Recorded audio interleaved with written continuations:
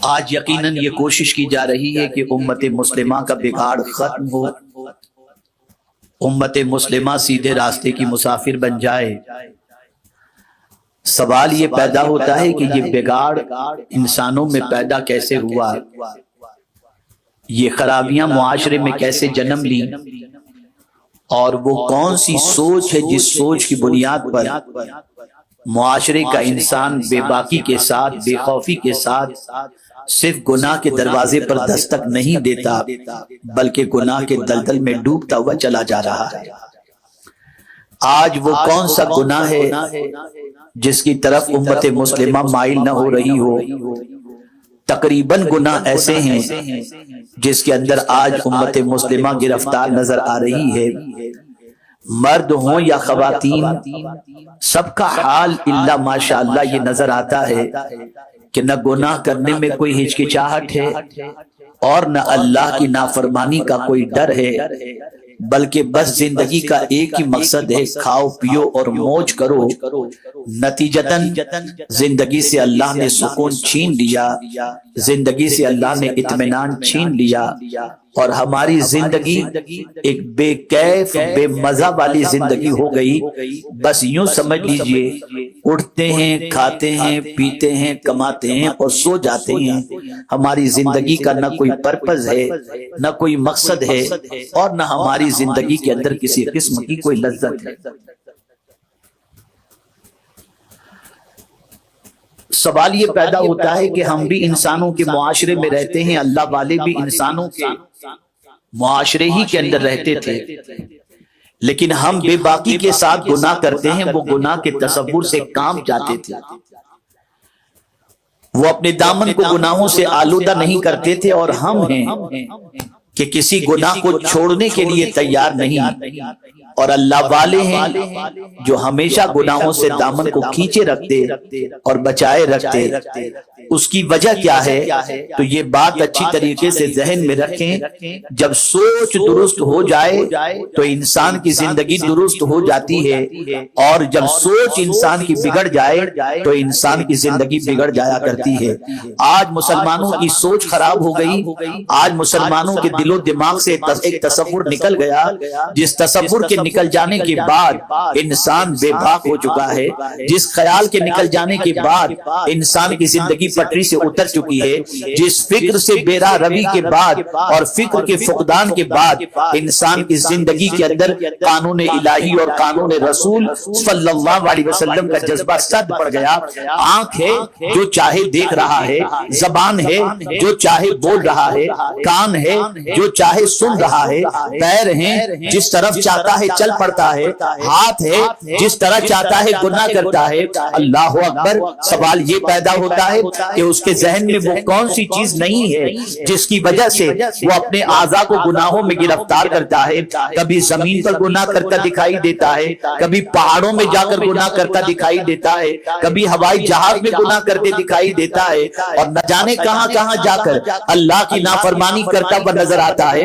سوال یہ پیدا ہوتا ہے کہ اس کے ذہن سے وہ کون سی چیز ہے جس کی رخصت ہو، جس کے رخصت ہونے کے بعد وہ ان چیزوں کا شکار ہو گیا اور ان گناہوں کا شکار ہو گیا۔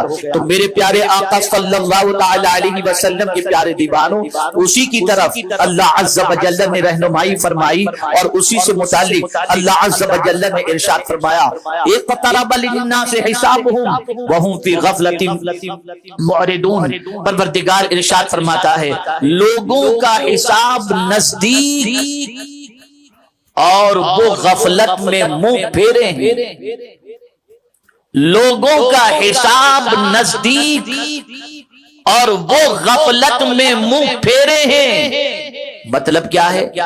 میرے پیارے آقا صلی اللہ تعالی علیہ وسلم کے پیارے دیوانوں، اللہ نے جو دیا ہے، توجہ چاہوں گا، اگر یہ جملہ آپ کی سماعتوں میں صحیح طور پر بیٹھ گیا اور اس جملے کو دل کے اندر آپ نے اتار لیا تو آپ کی زندگی میں انشاءاللہ العظیم کسی حد تک بیلنس آ جائے گا اور سیدھے راستے پر چلنے کا جذبہ پیدا ہوگا۔ اللہ اکبر! اللہ نے ہمیں سب کچھ عطا فرمایا، زمین عطا فرمائی، آسمان عطا فرمائے، ہاتھ اور پیر عطا فرمایا، بیوی بیوی بچے عطا فرمائے, سب کچھ عطا فرمایا, اتنی ساری نعمتیں اس نے عطا فرمائی. ہم ان نعمتوں کو یوز کرتے ہیں, ہم ان نعمتوں سے فائدہ اٹھاتے ہیں, ہم ان نعمتوں سے متمتع ہوتے ہیں, اور ہم اپنی مرضی سے, توجہ چاہوں گا, اپنی مرضی سے اللہ کی دی ہوئی نعمتوں کا استعمال کرتے ہیں. اس طرح استعمال نہیں کرتے جس طرح اللہ نے استعمال کرنے کا حکم دیا, اس طرح سے ان نعمتوں سے فائدہ نہیں اٹھاتے جس طرح سے اللہ نے نعمتوں سے فائدہ اٹھانے کا حکم دیا. یہاں بات سمجھ میں آ گئی. ہم یہ سمجھ گئے کہ ہمارے لیے کوئی قانون نہیں, آنکھ ہماری ہے, کان ہمارے ہیں, زبان ہماری ہے, پیر ہمارے ہیں, ہم جو چاہے کریں. اللہ فرماتا ہے نہیں, حساب کا دن قریب آ گیا اور تم منہ پھیرے بیٹھے ہو. سن لو میرے بندو, اس سے پہلے کہ میں تمہارا حساب لوں, تم خود اپنا حساب لے لو, میں تم سے حساب لوں گا. میرے بندے, آنکھ میں نے دی تھی, کیا کیا؟ زبان میں نے دی تھی, کیا کیا؟ پیر میں نے دی تھی, پیر میں نے دیے تھے, کیا کیا؟ ایک ایک چیز کا حساب تم سے ہوگا. کھانا میں نے دیا, زمین کے اندر اناج میں نے پیدا کیا, یہ ساری چیزیں میری عطا کردہ ہیں. تم کیا سمجھتے ہو کہ یوں ہی میں نے تم کو دے دیا اور میں تم سے حساب نہیں لوں گا؟ اللہ عز و جل حساب لے گا. اللہ اکبر. میرے پیارے آقا صلی اللہ علیہ وسلم کے پیارے دیوانوں, اس نقطے کو ذہن میں رکھو.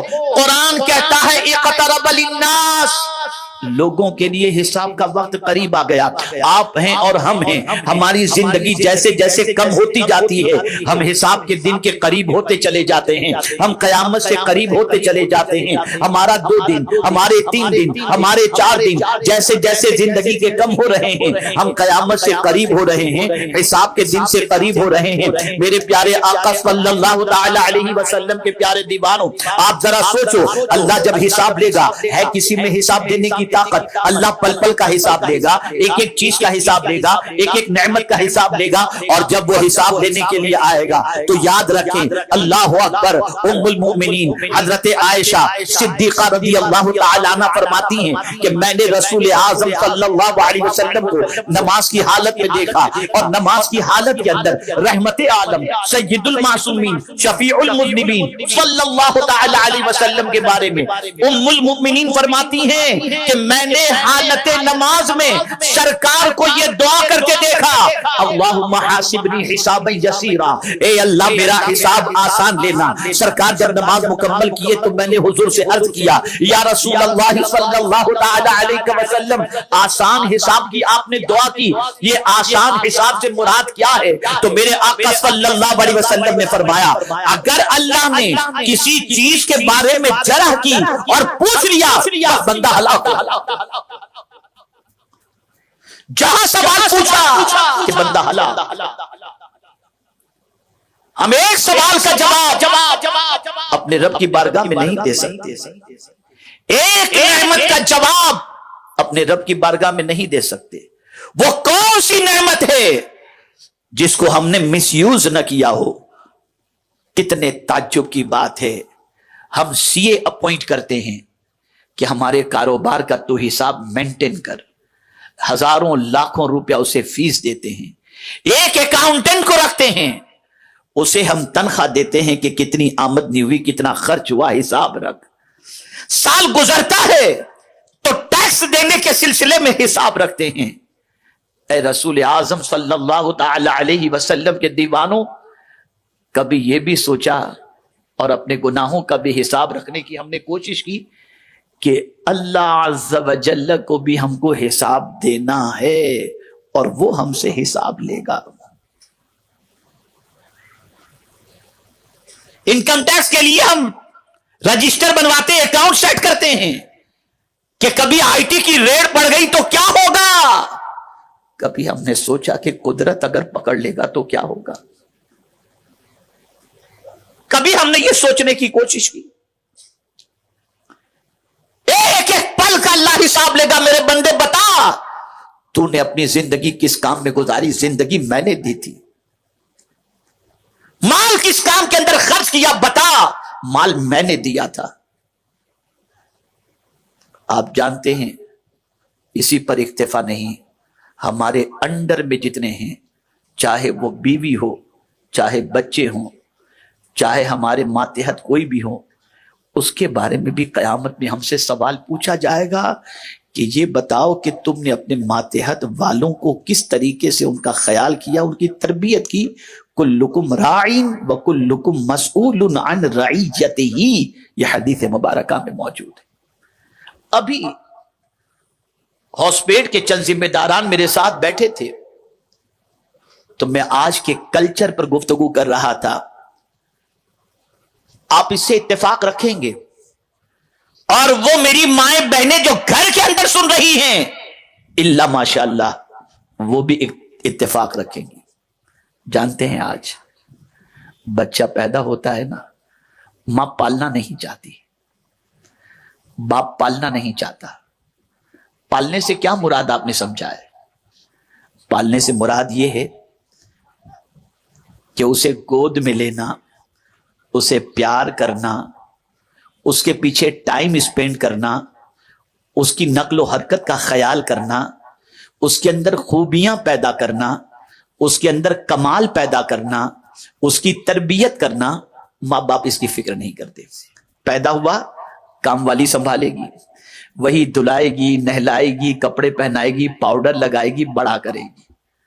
ماں کام والی کو پیسے دے دیتی ہے، باپ کام والے کو پیسہ دے دیتا ہے. بچہ پل رہا ہے، تربیت نہیں پا رہا، وہ پل رہا ہے.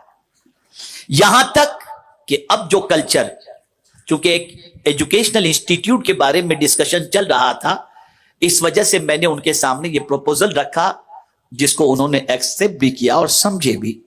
میں نے کہا اب ماں باپ بچوں کو پالنے سے بھی کنٹالتے ہیں. ارے یار، وہ خاص طور پر خدا کی قسم مجھے پورا یقین ہے کہ میکزیمم ماں باپ میری بات سے اتفاق رکھتے ہوں گے کہ جیسے ہی بچوں کی چھٹیاں ہوتی ہیں، ویکیشن ہوتا ہے، تو کچھ دنوں کے بعد بچوں کے بارے میں ماں باپ کہتے ہیں کوئی ایسی اسکول نہیں جہاں 12 مہینے پڑھائی ہوتی ہے، بچے تو تھکا دیتے ہیں. یہ سوچ بدلی. اپنا ہی بچہ ویکیشن میں گھر آ جائے، ویکیشن میں آنے والا بچہ بھی اب کھٹکتا ہے، سونے نہیں دیتا، ڈسٹرب کرتا ہے، بھاگتا ہے، یہ کرتا ہے، وہ کرتا ہے. العیاذ باللہ. اب ماں باپ اپنے بچوں کے لیے بھی ٹائم دینے کے لیے تیار نہیں. اسکول ہم لوگ چلاتے ہیں، کبھی اگر پیرنٹس میٹنگ ہو، پیرنٹس جلدی سے پہنچنے کے لیے تیار نہیں ہوتے الا ماشاء اللہ. ایک عجیب سی زندگی بن چکی ہے. آہستہ آہستہ خود غرضی اتنی بڑھ گئی کہ اپنی ہی اولاد کو پالنے کے سلسلے میں انسان کی سوچ بدل رہی. اب کیا کہہ رہے ہیں؟ کوئی ایسی اسکول ہو تو بتائیے جہاں پر ہاسٹل کا بھی پروویژن ہو تاکہ بچہ ایجوکیشن بھی حاصل کرے اور وہیں پر کھائے پیے پلے اور رہے. غلط نہیں ہے، لیکن یہ سوچ بن گئی. تو بچے کو پالنے کے لیے، بچے کی پرورش کے لیے ماں باپ کے دل و دماغ کے اندر یہ بات آ گئی، اور یہی پوزیشن جب یہی بچے کا باپ بڑھاپے کی دہلیز پر پہنچتا ہے اور ناکارہ ہو جاتا ہے، تو اب یہی بچہ سوچتا ہے کہ اولڈ ہاؤس میں ابا کو چھوڑ دو، ان کی خدمت مجھ سے نہیں ہو پاتی. جو آپ نے بچپن میں بچے کے ساتھ کیا، اب وہی بچہ بڑھاپے میں آپ کے ساتھ کر رہا ہے. اس لیے خدا کے لیے ہوش کے ناخن لو، سن لو، ایسا مقدس مہینہ آ رہا ہے جسے ماہ رمضان کہا جاتا ہے. اس مقدس مہینے میں حضور صلی اللہ علیہ وسلم کی بارگاہ کے اندر حضرت جبریل امین نے دعا کی، اور آمین کہنے والی کوئی اور ذات نہیں، سید المعصومین کی ذات ہے. حضرت مختار کائنات منبر پر قدم رکھتے ہیں اور جبریل امین دعا کرتے، اے اللہ، جس نے اپنے ماں باپ کو بڑھاپے میں پایا اور ان کی خدمت کر کے جنت حاصل نہیں کی، اس کا چہرہ گرد آلود ہو، وہ ہلاک ہو. مصطفیٰ جان رحمت نے اس پر آمین کہا ہے. اولڈ ہاؤس میں بھیجنے کا پلان نہ بناؤ. لیکن یہ کلچر بنا کیسے؟ یہ ہم لوگوں کی کوتاہی کی وجہ سے کہ بچپن میں ہم نے بچوں کو نہیں پالا تو بڑھاپے میں وہ ہمیں رکھنے کو تیار نہیں. اتنے مصروف ہو گئے ماں باپ کہ کچھ بھی بچوں کا دیکھنے کے لیے، ان کے ساتھ ٹائم اسپینڈ کرنے کے لیے پیرنٹس تیار نہیں ہیں۔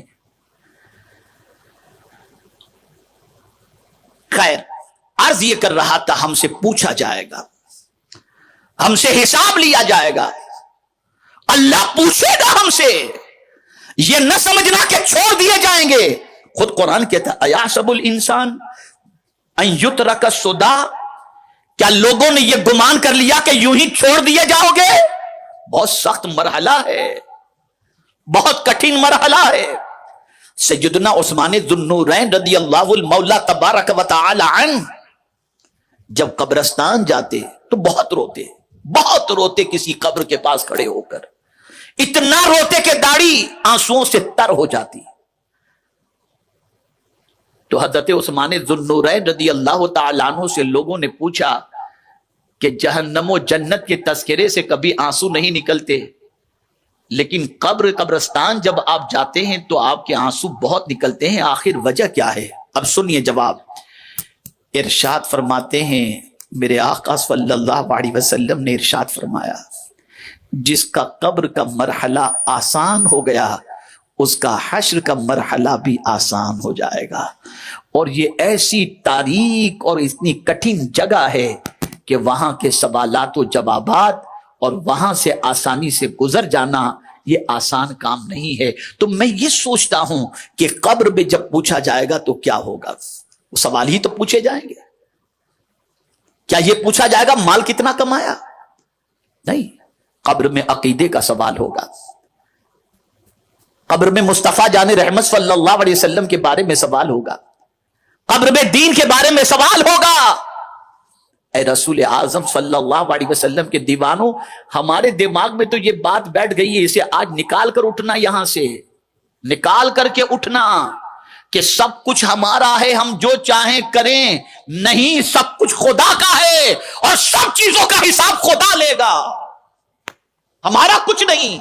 اور اگر کوئی بھرم میں ہے کہ نہیں ہمارا ہے، تو میں ایک سوال آپ سے پوچھتا ہوں، ایک سوال۔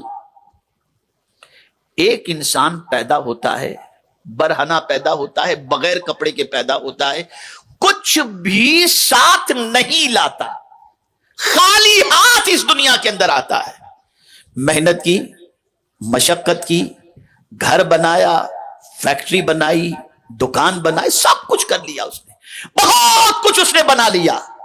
پوچھو یہ بنگلہ کس کا ہے؟ میرا ہے۔ یہ گاڑی کس کی ہے؟ میری ہے۔ یہ فیکٹری کس کی ہے؟ میری ہے۔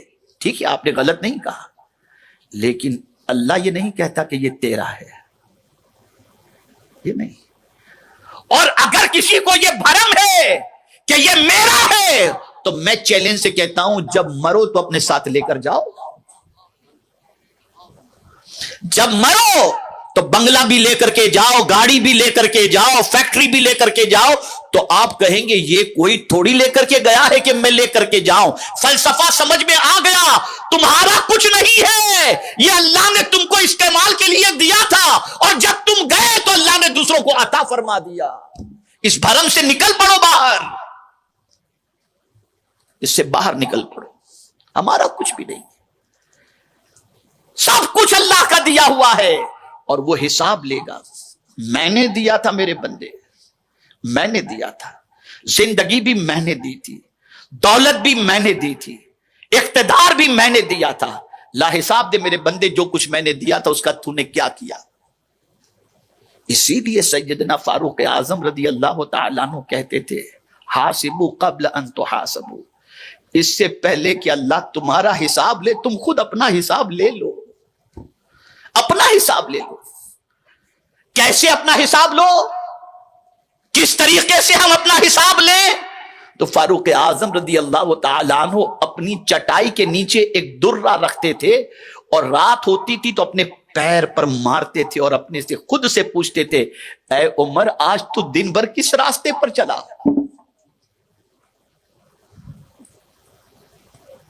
وہ شخص عقل مند ہے جو خدا کے حساب لینے سے پہلے خود اپنا حساب لینا شروع کر دے، اور اس سے بڑا بے وقوف کوئی نہیں جو غفلت میں زندگی گزارتا ہے،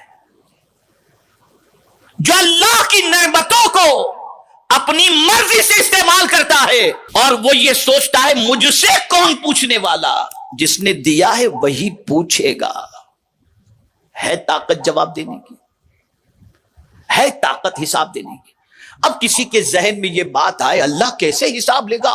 خربوں اربوں انسان، بے حساب انسان، سب کا حساب کیسے اللہ لے گا؟ تو سائنس جتنی ترقی کرتی ہے نا، اسلام کا حسن اور سچائی اتنی ہی بے نقاب ہوتی چلی جاتی ہے۔ آج پہلے ایسا تھا کہ آدمی کاغذ اور قلم کے ذریعے حساب کرتا، پھر اس کے بعد جو ہے کیلکولیٹر آیا، اس کے ذریعے بندہ حساب کرنا شروع کیا۔ اب کمپیوٹر آیا، پوری دنیا میں چلنے والے کاروبار کا حساب فنگر پرنٹ پہ جلیے فٹافٹ پتا چل جاتا ہے، اتنا آیا اتنا گیا، یہ حساب سامنے۔ انسان کی بنائی ہوئی چیز کے اندر اتنی طاقت ہے کہ پورے کاروبار کا حساب پلکتے جھپکتے تمہارے سامنے آ جائے، تو جو عالم الغیب والشہادہ ہے وہ جب حساب لینے کے لیے آئے گا تو اس کے لیے کون سی چیز مشکل ہے؟ اور خود اس نے فرمایا ثم ردوا الی اللہ مولاہم الحق الا لہ الحکم وہو اسرع الحاسبین۔ وہ بہت جلد حساب لینے والا ہے، اس کو حساب لینے میں تاخیر نہیں ہوگی، بالکل حساب لینے میں تاخیر نہیں ہوگی۔ وہ چند سیکنڈ کے اندر تو سب کا حساب لے لے گا، وہ اتنی جلدی حساب لینے والا ہے۔ بلکہ قیامت کا دن آدھا بھی نہیں ہوا ہوگا کہ ساری مخلوق کا حساب ہو جائے گا، ساری مخلوق کا حساب۔ اور جس کے دماغ کے اندر یہ بات گھر کر جائے کہ مجھے رب کو حساب دینا ہے، پھر وہ کبھی گناہ کی طرف نہیں جائے گا۔ اور اس کی مثال میں آپ کو بتاؤں، مولا علی کرم اللہ تعالی وجہہ الکریم کے بارے میں حضرت ضرار رضی اللہ تعالی عنہ فرماتے ہیں کہ میں نے ان کو اکثر دیکھا، کس کو؟ مولا علی کرم اللہ تعالی وجہہ الکریم۔ میں نے ان کو اکثر دیکھا کہ محراب میں اس طرح سے بلک بلک کر کے روتے جیسے کسی نے ان کو جیسے سانپ نے ڈس لیا ہو، بلک بلک کر کے روتے، اور رو کر کیا کہتے؟ اے اللہ، اگر تو نے حساب لیا تو میرا کیا ہوگا؟ آپ ذرا سوچو کون کہہ رہا ہے؟ جو خلفائے راشدین میں سے ہیں، اور جن کے بارے میں آقا کریم صلی اللہ علیہ وسلم نے اپنا بھائی کہہ کر کے فرمایا، جس کو اعلی حضرت نے خطبہ رضویہ کے اندر یوں کہا، اخر رسول وزوج البتول، وہ مولا علی جن کے بارے میں حضور صلی اللہ علیہ وسلم نے فرمایا انا مدینۃ العلم وعلی بابها، وہ مولا علی جن کے لخت جگر نے اسلام کی زندگی کے لیے اپنا پورا کنبہ لٹا دیا، وہ تو حساب سے اتنا ڈرتے ہیں، اور ہم حساب لینے سے بالکل نہیں، ہم بالکل حساب کی فکر سے غافل ہو گئے۔ یوں سمجھتے ہیں ہم جو چاہے کریں، میاں